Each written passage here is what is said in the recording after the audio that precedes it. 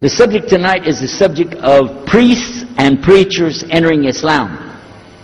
And often people ask me, we heard about you used to be a priest or something and you came into Islam, so, tell us about it. We want to know, how does that happen?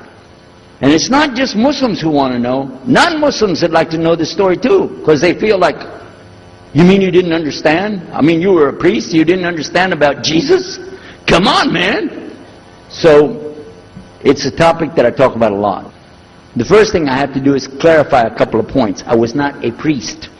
In the English, we use the word priest to mean somebody who is in the Catholic Church. If you're not from the Catholics, if you're from the Protestants, then you don't use that term. We usually use the term, for instance, pastor, minister, preacher, reverend, and these are some of the titles. We came up with an awful lot of them, because that's the way humans are, right? Give ourselves titles. So, I was a preacher and a minister of music. But it doesn't really matter, but just if you're talking to a Christian and you say a priest, he's going to say, oh my God, how is that? And when they find out, oh, you weren't a Catholic, well, that's a lie, then you weren't a priest. So I want to clarify that. As a matter of fact, I will tell you, in my own estimation, I'm probably the least of the factions within this equation, because there were so many other people that came into Islam the same time I did. That's why it takes a little bit of time to tell the story. But they asked me to tell it tonight, so we're going to do that. But I want you to listen carefully to realize what goes through the mind of a person that's not Muslim. Okay? And I usually start out by telling people that my father and I were both ministers, and both of us were also businessmen. In the reverse order. We were business first and preacher second. Got me? Because, well, as they say, business is business. And that's exactly how it worked. We operated mostly in Texas. We had a place in San Antonio, Houston, and also in the Dallas area. And we were very concerned about Christian conditions. So my father started something called Concerned Christian Centers. And basically, if you look at it from a material point of view, it was a place to sell stuff. But what we would do is take consignment things in. People could bring things into us, and then we would sell it and keep part of the money. And keep a lot of the money. But anyway, they would bring in what they make with their hands, arts and crafts. And a lot of old women, they like to sit around and make things, then they give it to us. And this helps the church, which is called the church, and then it helps them as well. So it became like business and religion tied together, and that's very common in our country. At one point, my father told me, we're going to start doing business with a man from Egypt. Well, I said, well, this is great, international, sounds good, we can put this in our business card, we're international. He said, and this man, he's from Cairo, Egypt, and that's where, if you know, they have the Nile River, they have those big pyramids, they have the Sphinx, Abu Hul, they got everything. And we said, oh, this is good. He said, and he's a Muslim. I'll never forget it. I've told the story many times, but it's just like it happened yesterday. I'm standing in between the kitchen, in the dining room and the living room area. Like this when we're talking, and I just stopped like this. I said, what? A Muslim? No way. No way do I want anything to do with that. Dad, come on, you should know better than anybody. Because we were linked in with other preachers. My father supported people like Pat Robertson. Huh? You know him? Pat Robertson? And Oral Roberts. He's not very popular anymore, but he used to be real strong. And his ministry up in Tulsa, Oklahoma. In addition to that, people like Benny Hinn. I don't know if you heard of Benny Hinn. He's coming over this way, so look out. And there's many of them. John Hagee, and the list goes on. Jerry Falwell, Jimmy Swaggart, some of the names, maybe you heard those before. We know these people. We know all about them. All about them. Okay? So at one point, here I am standing there talking to my father about a Muslim. These are the enemies of God. This is what we've been taught. These same people, I just mentioned their names, in their preaching on the television and so on, this is what they teach. Muslims are no good. Now it just became Muslims are terrorists, but back then, you know, we didn't reach that level yet. We were still just kidnappers, hijackers, you know. They said that Muslims don't believe in God, that they're worshiping a black box in the desert, and they kiss the ground 5 times a day. Now that's what we know, man. So here's this Muslim going to do business with us. I told my dad, no way, I'm not going to do it. And he insisted. He said, I want you to meet this man. He's very nice. And I said, I don't want to meet him. I never am like this, by the way. But on this case, I said, no, that's one thing I'm going to stand firm against. We're not going to do it. He said, I want you just to meet him. I said, all right, I'll do it for you, but I'm going to do it my way. I'm going to go to church. And it's going to be on Sunday. When I come out of the church, I'm going to have my Bible under my arm. I'm going to have the salib. I used to carry a big cross. I'm going to have my cross with me. And I'm going to have my hat that says, Jesus is Lord. And I'm going to have my wife, born-again Christian, with me. And we are going to get this demon, devil, infidel, Muslim, and we're going to show him Jesus. Now, this is a true story, by the way. So I got up that morning on Sunday, and I was thinking, man, you know. We went to church. Strangely enough, the preacher was preaching out of the Old Testament about salvation coming at the time of David, which really puzzled me, because according to Christianity, it's coming through Jesus. And it really, that opened the door for me, but that comes up later in the story. Why was he saying there's salvation before Jesus? That's interesting. Now, when I get there to my father's store, I'm looking around, you know. I'm looking for somebody wearing, you know, a long white robe and some kind of black, you know, thing over that with a long beard and, I guess I was looking for me, wasn't I? Anyhow, when I get in there, I don't see this guy. By the way, imama, sword, everything. Ayatollah Khomeini, maybe. This is what I had pictured. I said, where is he? I'm ready. My father said, he's over here. I said, where? He said, here. This is a normal guy. He was normal. He didn't have a beard. He didn't have any hair at all. How do you do? I told him my name. He introduced himself. His name is Muhammad. I said, how do you do?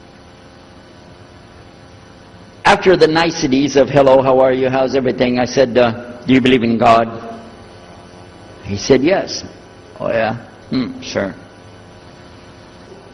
He said, yeah. Abraham? Yeah. What about David and Suleiman? He said, yeah.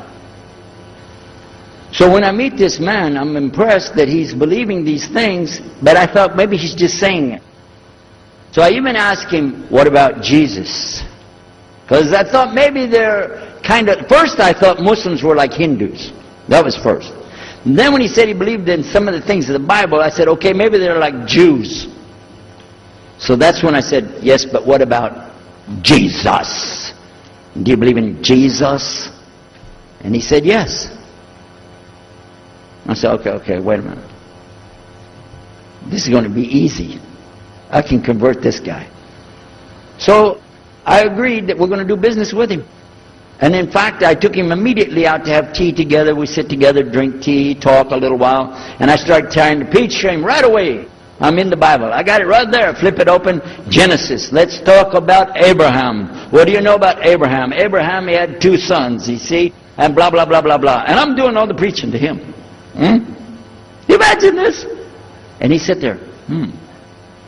Okay. He's a graduate of Allah's heart.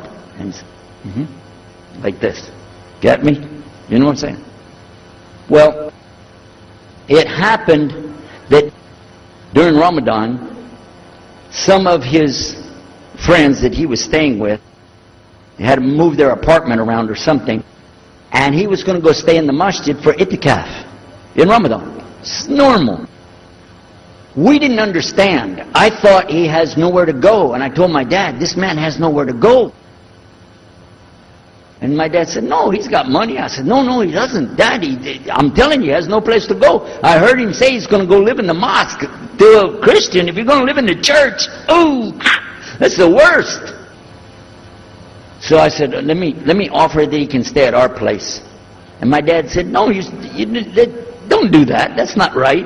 I said, no, I'm going to offer it to him. I went to him and I said, how would you like to come stay at our place? He said, no, I want to go and stay there. I want to stay in the mosque, and it's something good. I said, oh man, look at this poor man. Oh my God. He doesn't know, you know. He just, oh, poor soul. Please come and stay in our house. And he said, no, I can't. I need to go stay with her. I said, look, I'm scratching his dignity. So I told him, listen, no. I want you to come and you can pay. You can pay money and stay with us. He said, how much? I said, $15 a week. Which in America is like nothing. $15 is nothing. I said, and then he kind of hesitated. I said, and we'll pay for all the food.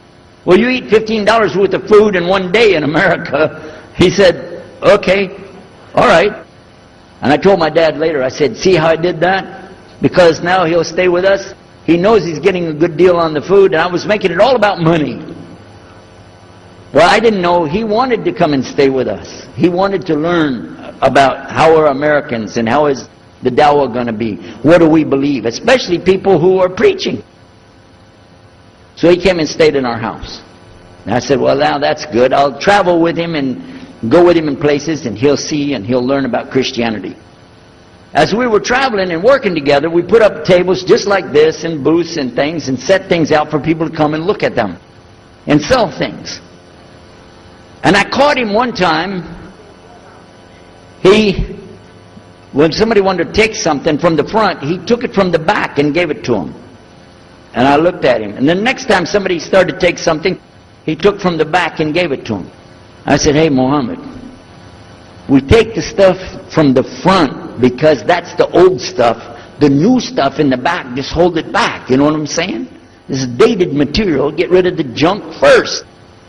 He said, no, I can't. In my religion, we can't sell something unless we give the people the best.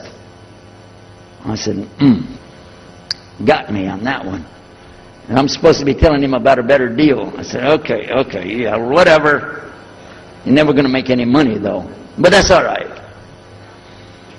Over a period of time, I came to learn a lot of things. Also about being humble.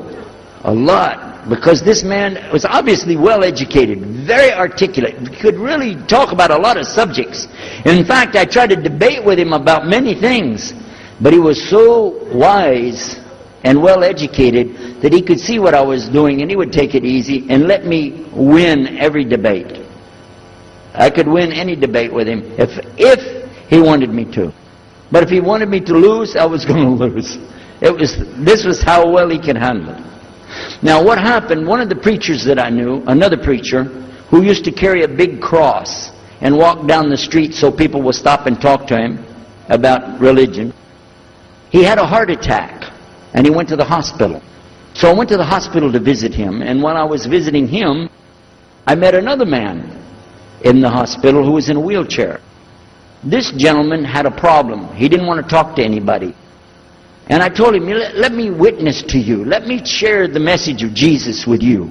So I took out my Bible, and again, I started telling him about a Prophet Yunus, alayhi salam. And I'm telling them, look at Jonah. He's in the belly of the whale. He's in the sea. He's down there like this, and who knows how long. And suffering like this, you don't have as big a problem as that. And God saved him, so he could save you too. He said, didn't want to talk to me. I asked him, what's your name? He didn't want to tell me. Where are you from? He said, I'm from Venus. I said, what's that? Well, we do have, there is a Venus, Texas, by the way. But he said, you know, he's from another planet. So I kept, each time I would go, I would talk to him, witness to him. Finally, one day, he started crying. I was pushing his wheelchair around. I took him down, I rolled him around different places. He started crying one day. He said, I'm going to confess something to you. I need to confess something to you. Now, to a Catholic, confession means you're going to tell the priest all your sins. And then he's going to forgive you. Well, I wasn't Catholic. And I told him, listen, I'm not Catholic and I'm not a priest. I'm a preacher. He said, I know. better than you do. I am a priest. I said, oh my God. This man is a priest, and he knows the Bible better than I do. He said, I just have had a hard time. I've been here and having heart attacks, and I've been having problems and everything, and trying to figure out a lot of things. He said, I'm sorry I took it out on you. I really am. I apologize. And he started crying. And when he started crying, I felt sorry, you know. I hugged him. I said, it's okay. One day I went to the hospital, and my friend was gone. So I started visiting with the priest. And that happened one time. I went to visit him at the hospital, and he was gone. And I asked him, where did he go? They said he went home. I said, home? He's a missionary priest from South America. How did he go home? She said, I don't know, he's not here. I'm sure his family. I said, he has no family. I know him personally. He has no family. Where did he go? She said, I don't know, we're not responsible for them. I said, well, let me see where he went. You got it in your file? She said, I can't do that. Those are locked up. Nobody can look in the file. And I got in the lady's face and I said, listen to me. This man could die in the street right now, and it's going to be your fault. And you're going to get sued because I'm going to sue you for him. She said, okay, his folder's over there, but I'm not going to watch. I went over and I looked for it, got the address where he went. Sure enough, he was in a place where they put people that have no place to go, a shelter. So I went to the shelter and I found him. He was still on crutches. He saw me, he started crying again. He said, please get me out of here, get me out of here. I said, okay, come live at my house. Now, I told you the story so you can see something. Now look, I have 2 visitors in my house. One is a Catholic priest. The other is a Muslim. And I'm thinking I can get the Catholic priest and convert him to be a Protestant. At the same time, I'm going to catch the Muslim and bring him over to Christianity. High aspirations. But it didn't work. Some strange things began to happen. We would sit around the table at night to discuss what is the Bible and what's the salvation. My father has a Bible. It's called King James Version of the Bible. Most of you probably heard about it, especially any students of Ahmadiyya or Zakir Naik. You've heard about King James Version of the Bible. But I work out of a different one that I've had since 1953. It's called the Revised Standard Version. And it says in it, King James Version has grave mistakes, grave errors, defects in it. It's what it says. So I begin to preach out of mine, which doesn't match. And my father said, no, it's this way. I said, no, it's this way. Now my wife comes up with her Bible from Jimmy Swaggart. It's called The Good News for Modern Man. Okay? Totally different. It's written in modern vernacular. You can just, say anything you want to with it. You don't even recognize the Bible anymore. The Catholic priest, he's got another Bible. An older Bible with 73 books. We're working out of 66 books. And his is not even the same in the verses. It doesn't match up at all. And I never even knew about this subject until then. And he's saying this, and I'm saying that. My father's saying something else. My wife's on something else. And all the time, Muhammad the Muslim is sitting over there like this. So we asked him. I guess it was me asked him. I said, well, how many versions of your book, your Quran, do you have? He said, the Quran has no versions. There's only one. It's original. It's in the Arabic language. ذَلِكَ الْكِتَابُ لَا رَيْبَ فِيهِ. This is the book that has no doubt. هُدًى لِلْمُتَّقِينَ. It's guidance for those who have taqwa for Allah. This shield or taqwa that you have to have between you and Allah subhanahu wa ta'ala. And only certain people are going to get the huda, hidayah, dina, from this Quran. These people that have the taqwa. So when he's telling us that the Quran is one, I'm going, huh? And it's in the original language, we still have it. You know what I was thinking? He's lying. I was sure he was lying because he could see the problem we were having, and he just sat back and made that up. But I don't know Arabic at that stage, so I don't know what to say. Maybe, I don't know. And he left it at that. He didn't try to preach. But it put a big doubt in my mind now about, we got all these books, he's got one, and la rayba fi, no doubt in it. So another time we had another discussion that came up. Now this time I went to the other preacher who had the cross. And I was asking him, I want to be able to explain the Trinity. He said, you know the Trinity. I said, yeah, I know. And I know the Council of Nicaea when we had it. But I want to know the way to explain it so a human being can just understand it.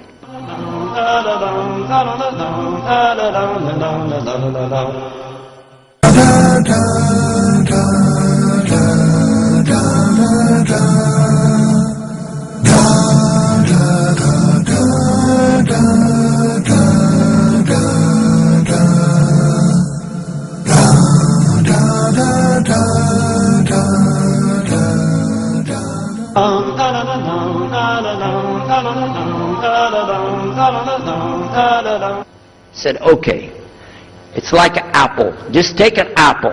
The apple has a shell around the outside, the skin. Inside is the meat. Inside of that is the seeds. Okay? 3 things, 1 apple. That's the way. I start going back. I'm going to tell this Muslim about the Trinity. But on the way, I remember his arguing with me, his way of debating with me. I said, no, he's going to tear me apart. As soon as I say seeds, he's going to say there's more than 1. So it could be 7 or 8 or 9 or 10 gods all rolled into one. No. It's got to be special. It doesn't work like that. Let me go back and try again. So I went back to him. I said, what if he says there's more than 1 seed in there? He said, okay. I said, and besides, it could have a worm running through it. Then that would make it go up another notch. What can I do about that? He said, okay, forget the apple. I said, okay. It's like the babe, the egg. Use the egg. The egg has the shell. Inside of the egg is the white. Inside of the white is the yellow. 3, 1 egg. That's it. That's good to go.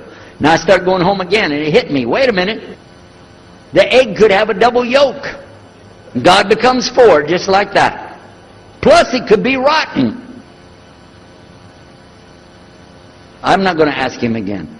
So at the market one day, I saw a man, and I was talking to him because I was listening to some things that Muhammad had told us about the belief in Islam, Allah is one. And so I was telling this guy, you know, I got some doubts about the Trinity. He said, you a preacher, you have doubts? I said, yeah, it doesn't make any sense. It doesn't make any sense. How could 3 be 1? He said, okay, look. You see me? I'm one man. I said, yeah. See my wife? Yeah. It's one person. Yeah. See my son? Yeah. 3. 1. One family. It's the family of God. Use that. I said, there you go. The family of God. You don't get very far on that one, and you realize right away they could have another kid just like that. But worse, they could get a divorce. You want a God that can get a divorce? Huh? In Texas, if you get a divorce, your wife gets the cars, house, your retirement check, your 501, your KEO plan. She's going to get your computer and even your email. You got nothing left. And I don't want a God that can have a worm in it. I don't want a God that can be rotten, and I don't want a God that can get a divorce. I want to explain this Trinity the right way. Sure enough, the subject came up, Trinity. There we are. Now here's the priest trying to talk about the Trinity is like an apple. I'm going, you don't go there. And then he's the egg, don't worry about it. The family of God, forget about it. I know what's going to happen. So we ask Muhammad, we say, okay, what do you say about God? What do you think he said? أعوذ بالله من الشيطان الرجيم بسم الله الرحمن الرحيم قل هو الله أحد الله الصمد لم يلد ولم يولد ولم يكن له كفوا أحد. And he explained it something like this. Say he is Allah, the unique, not like anything else. He's eternally sought after by his whole creation, but he doesn't need the creation. He's not the father of anything, he's not the son of anything, he's not like anything, and he is unique. Ahad. Boy, that's exactly what I already think, but I can't admit that. That sounds too easy. But plus in the Quran, Allah subhanahu wa ta'ala tells us to tell the Christians, don't say 3. Here's a little point. I'm going to go out of the story for a minute to show you something.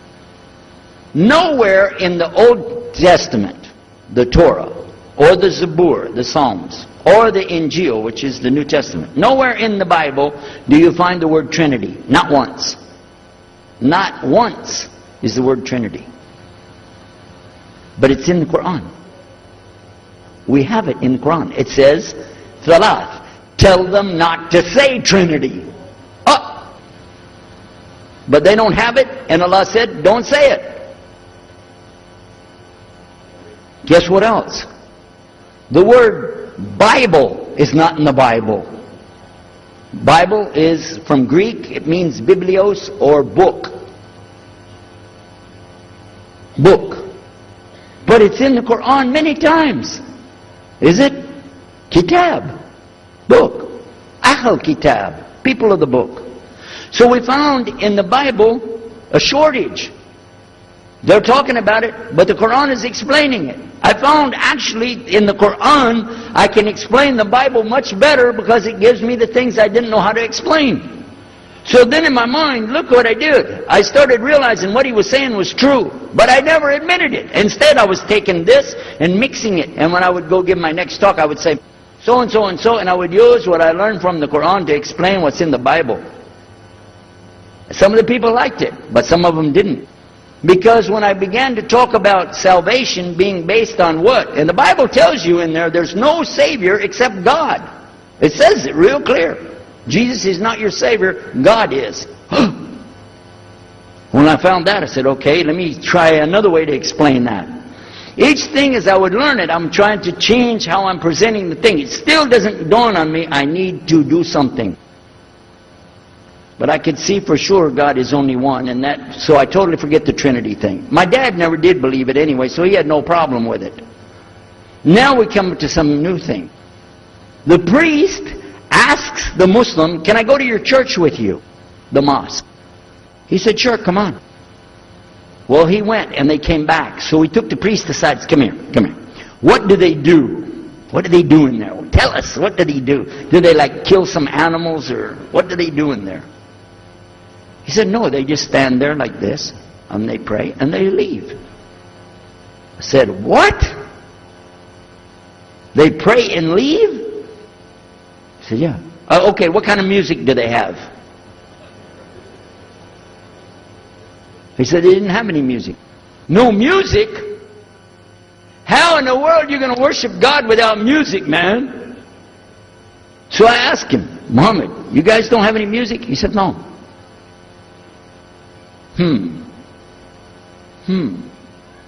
Now, I'm in the piano and organ business. I said, how many mosques are there in the world? He said, millions and millions and millions of them. And I said, none of them have a piano. He said, no. Any of them have an organ? He said, no. Oh, man, I can get rich. Just introduce some music to these guys, put it in there, you know, bound to be. I said, do the Arabs have any music? He said, oh, Arabs have music. I said, boy, I got it figured out, boy. I can see my next $1 million coming right straight up at me, you know. So then the priest asked again another time, he wanted to go back to the masjid again. He went, this is middle of July, 1991. He went to the masjid with him again. And by the way, this masjid, Sheikh Mohammed Jabali knows it very well, is on Medina Drive in Arlington, Texas. And that's where they were going to, because we were living in Midlothian, just south of Oak Cliff and south of Dallas. So they didn't come back. All night we're waiting. What happened? Very late they came back. And when he came in, I looked. There's Muhammad. I recognize him. Who's the guy with him, though? He's wearing a white jalabiyah, white dress like this. Has a white pillbox cap on his head. And I looked at him and I said, Pete. His name was Father Peter Jacobs, but we're not, you know, Catholic, so I don't have to call him Father. I said, Pete, did you become a Muslim? He said, Ashhadu an la ilaha illallah, Ashhadu Muhammad Rasulullah. I said, oh my God. Now I used to have cameras like these cameras right here, because we had a television show called Estes Music Jamboree. So I got one of our cameras out, opened it up, set it all up on the tripod, and I was going to interview him and ask him, well, you know, well, you went to Islam, what happened? While I was talking to him, though, he fell asleep. So it was still in my mind, and I was thinking, what am I going to do? This is too amazing. Now here I'm preaching to the people and I'm trying to change what I'm saying, and here's a priest just became a Muslim. My father's saying it's a good deal, it sounds all right to him, and I don't know what to do. So I decided I'll talk, make mashura. I talked to my wife.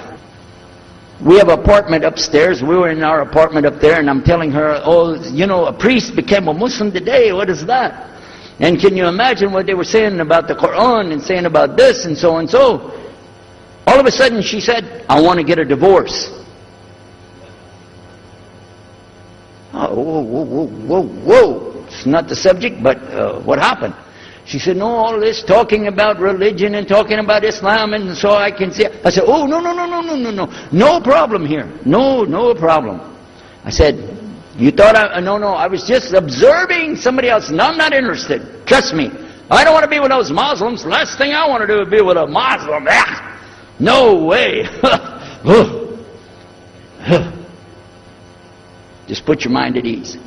She said, I need a divorce. I said, where are we going with this again? What's the problem with that? What happened? She said, a Muslim can't be married to a Christian. I said, what? No, wait a minute, hold on. I don't, look at me. I'm telling you, I swear I don't want to be a Muslim. Okay? Okay? And even if I did, don't you remember what he said? A Muslim man could be married to a Christian woman, it's not a problem. But I'm not saying I won't do, I'm just saying it's not a problem. She said, that is the problem.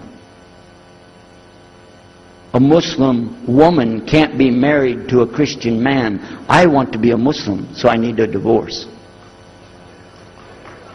I'll never forget, I was sitting right on the edge of the bed, just sitting there, you know, and I almost fell over. I said, at last, I can tell the truth. I can say it. I didn't realize that she liked the idea. I was afraid. I said, okay, the good news is, I too want to be a Muslim. You know what she said? I don't believe you. I said, no, really. I was just saying that because, you know, but for sure, just so you know, I want to be a Muslim. I've been thinking about it. I want to be a Muslim. We're both going to be Muslim. Alhamdulillah, it's going to be great. Right? You know what she said? I don't believe you because you're either lying right now or you were lying 5 minutes ago when you said you didn't want to be a Muslim. And either way, I don't want to be married to a liar. So get out. So I started leaving. I'm walking down the stairs of the apartment. I'm down to my father's part. I said, wait a minute. Where am I going to go? This is my father's house. I just got thrown off of my own property. What happened here? So I went to get to Muhammad and I woke him up. I said, come, you and me, we got to talk. Come with me. And we went outside the house and we walked those country roads in Midlothian, Texas until the time for the sun to come up at dawn. And all that time I talked to him about what's it like to be a Muslim, how do you have to believe, what do you have to do. Let me hear all of it now. And no more playing a game. I'm not debating, I just want to know. Just tell me. Just tell me what's Islam. I need to know what I need to do. And he told me everything and I realized this is it. I got to make a decision. This is a big deal though. And he told me, okay, this is up to you. You have to go make a choice for yourself. I can't help you. I said, oh my God. So when he was praying Fajr, I decided, I've been watching this man praying this direction with his head on the ground. It's so beautiful to see a man humble himself, put his head on the ground to the Rabbil Alameen. I said, oh my God, let me try that. So I sneaked off somewhere where nobody could see me, illallah. And then I found a place, a board there, you know, and I bowed down on the ground and I put my head down on the ground on that board there. And by the way, I'm pretty good at speaking, especially in prayers. I used to make so long a prayer, they wouldn't let me say the prayer at Thanksgiving because the food would be cold. Okay? So, but I put my head on the ground and only these words came, no more words, just this. Oh God, guide me. That's it. And I was thinking, well, I got to say more than that. Nothing. Oh God, if you're there, guide me. That's it. After a while, I sat up and I looked around. There wasn't any fancy rainbow. It wasn't birds flying around. There was no big signs from above. There was no music, angels, harps, nothing like this. It was just a cloudy day in Texas. But inside, I could realize I had to make some changes. to me, that's what I need to do. There's the problem. It's inside of me.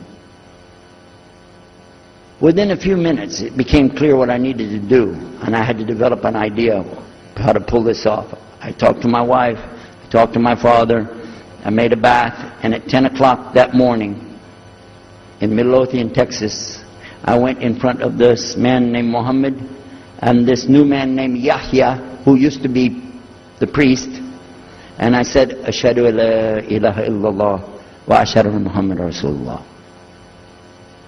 Immediately after that, my wife did her shahada. Ashhadu an la ilaha illallah, ashhadu anna Muhammad Rasulullah. A few months later, my father did his shahada. Ashhadu an la ilaha illallah, ashhadu anna Muhammad Rasulullah. Step by step by step, we saw so many people enter into Islam.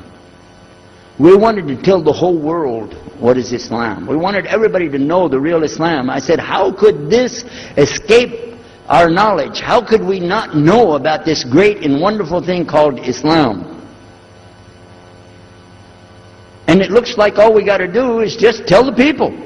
I went to the imam of the masjid there and I told him, let's tell the people. Then I found out something else about us as Muslims. And that's why we've got this convention here right now. This is why we have the exhibition. So you're going to use this week to learn how you can become, inshallah, the best Muslim you can be, and how you can show the real Islam to the people that are not Muslim. This is your duty. This is your duty. This is your language. This is your people. Just as it's my duty to give the message to my people and my language. And so the same way, it's your duty to give the message to your people. Allah will not ask you if they made shahada, but He will ask you if you delivered the message. Alhamdulillah, today, I can tell you with no doubt in my mind, we have seen thousands of people give shahada. Several hundred at a time. And I don't do it through debates. I don't need to debate any Christian. I was a Christian. I am a Muslim. If you want, I can give you both sides. Easy. Okay? I'll play both parts. I'll be the Christian and tell you this, and then I'll be the Muslim and give the answer. And there won't be any argument. And I've done that so many times. And let me share one story with you before I end. I'm going to leave now. Inshallah. I was telling the brothers today that I was asked to give a talk in a church in Hagerstown, Maryland, just outside of Virginia. This was in 1999. And I went there and I gave a talk in the church on Sunday. Because I know how to address the people. How many years was I a Christian? 50 years? I know what they want to hear. Get them ready, and they said, oh, wow, this is normal preaching. But then when I came to the part, La ilaha illallah, I stayed on La ilaha illallah until they said, yes, that makes sense, it makes sense. There was one old lady that she was saying yes. Afterwards she said, yes, but I just don't want to do it the way you're telling me. Okay? But guess what else happened? 2 people did shahada right there. Hello? In the church. In front of their preacher. They said, yes, we agree, we like this, we want to know more, and we say there's only one God to worship. Shahadu la ilaha illallah. In front of the preacher. And one of them was his daughter. I took them to the masjid and they did shahada in the masjid that afternoon, a Sunday afternoon.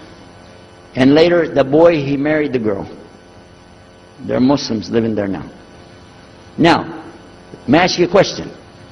If I would debate and argue with this preacher and made him look stupid, would he ever bring me back again? No. I'm going to ask you a question. If you were at a place and you saw somebody change their religion to another religion in the temple of that religion, and the father was the priest there, what would you think? Is that man ever going to call me again? Do you think he'd call me again? 3 months later, he called me again. Come back again. We really enjoyed it so much. I said, how's your daughter doing? I want to remind him, see what he's going to say. He said, well, she's doing fine. She likes Islam. It's very nice and lovely. She treats us so good. You know, we're amazed at her personality. We love you guys. Could you please come back again? And I did, alhamdulillah. So I'm just showing you that it's not guidance from me, not guidance from you. It's guidance from Allah. Allah guides whom He wills. whom He wills. So we ask Allah to guide me, all of us, and all the people. And whoever He guides, they'll be fine. But whoever Allah doesn't guide, they got a problem, serious problem. Our job here is to do one thing: communicate the true message. If the people don't want it, that's your choice. That's their choice. You don't have to take it. But it's our responsibility in putting this on, all the scholars that are here, it's their responsibility to tell us what's the truth in Islam and let us see for ourselves. And that's what we're going to try to do through this week. So I need you guys to listen to me. You have to participate. Your side of it. Your side of it is to show up every day. And your side of it is to bring other people. Jazakumullah khair. Wassalamu alaikum wa rahmatullahi wa barakatuh.